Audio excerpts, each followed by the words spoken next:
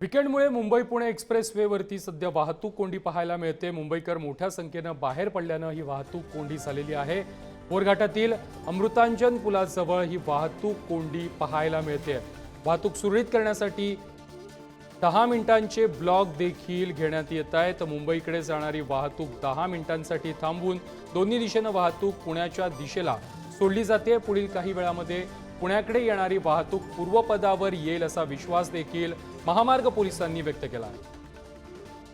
या संदर्भात अधिक माहिती देत आहेत आमचे प्रतिनिधी सागर शिंदे। सागर, मुंबई पुणे एक्सप्रेसवरती मोठी वाहतूक कोंडी आज पाहायला मिळते।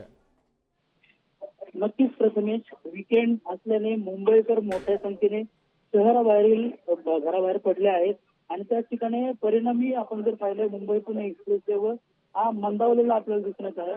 बोरघाटातील अमृतांजन जो पूल आहे त्या पुलाजवळील वाहतूक ही मंदावल्याचं आपल्याला दिसून येत आहे आणि हळूहळू गाड्या पुढे जात आहेत। मात्र त्यामुळे वाहतूक मंदावली जरी असली तरी वाहतूक सुरळीत करण्यासाठी पोलिसांनी 10 मिनिटांचे हे ब्लॉक घेतले आहेत आणि मुंबईकडे जाणारी वाहतूक 10 मिनिटांसाठी थांबून दोन्ही दिशेने वाहतूक पुण्याच्या दिशेने सोडली जाते।